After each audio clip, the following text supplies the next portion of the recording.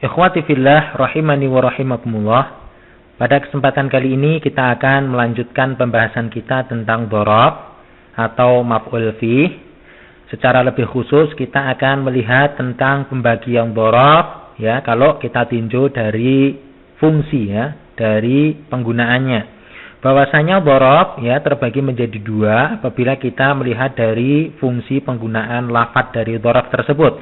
Yang pertama adalah mutasharrif, yang kedua adalah ghairu mutasharrif. Nah, masing-masingnya kita akan jelaskan. Nah, apa yang disebut dengan dhorob mutasharrif? Dhorob mutasharrif adalah lafadz ya, lafadz dhorob yang dapat difungsikan untuk selain dhorob. Jadi secara asal dia itu digunakan untuk dhorob, namun terkadang dia itu juga dipinjem ya, dipakai penggunaannya untuk selain dhorob ya. Jadi tidak mutlak dia itu digunakan sebagai dhorob saja.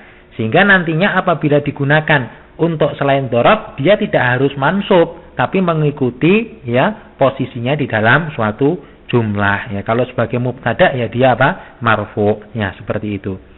Nah, sebagai contoh misalnya kita ambilkan contoh, kita buatkan kalimat ya, sumtu yaumal itsnain. Tadi sudah kita contohkan, yaum di sini dia sebagai dhorob dan dia mansub ya, akan tetapi yaum ini dia termasuk kategori dhorob mutasharrif, sehingga dia terkadang juga difungsikan untuk selain dhorob, tidak hanya mutlak untuk dhorob saja, namun terkadang dia sekali lagi digunakan untuk selain dhorob.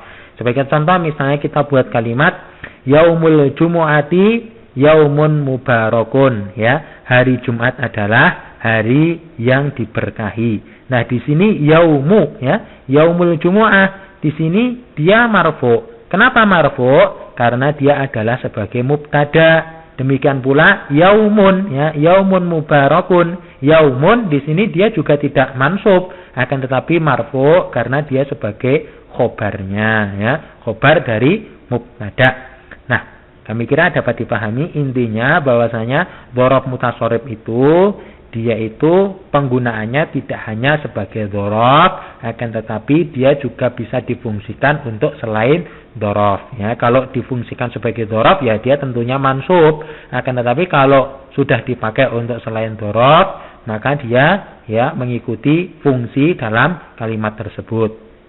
Itu kelompok yang pertama, yaitu dhorob mutasharrif. Adapun kelompok yang kedua adalah dhorob ghairu mutasharrif. Apa itu? Ya, kita jelaskan di sini bahwasanya dhorob ghairu mutasharrif adalah lafadz dhorob yang hanya dapat difungsikan sebagai dhorob. Nah, kalau ini nggak bisa ditawar-tawar, ini tidak bisa dipinjem. Maknanya bahwasanya dhorob ghairu mutasharrif dia memang mutlak hanya digunakan untuk dhorob dan tidak bisa difungsikan untuk selain dhorob. Jadi dia selalu apa? Selalu mansub ya. Ini lebih mudah. Sebagai contoh misalnya ya. Nah, misalnya qabla. Nah, qabla ini termasuk kategori dhorob ghairu mutasharrif.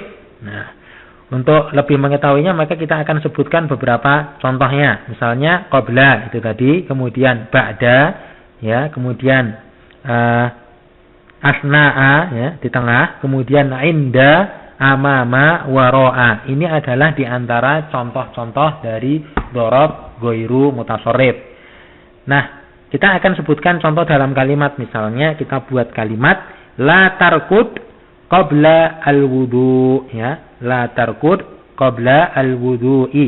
Di sini qabla dia termasuk kategori dhorob ghairu mutasharrif sehingga dia mansub ya, seperti itu. Sedikit tambahan ya, tadi sudah kita ulas ya, ataupun tentang pembahasan-pembahasan yang lalu sudah kita sampaikan, kalau ada kata yang mengikuti dhorob ya, maka dia majrur. Seperti di sini ya, al-wudu, maka dia majrur, kita baca la tarkud qabla al-wudu'i. Nah, janganlah kamu tidur sebelum apa? Sebelum wudu.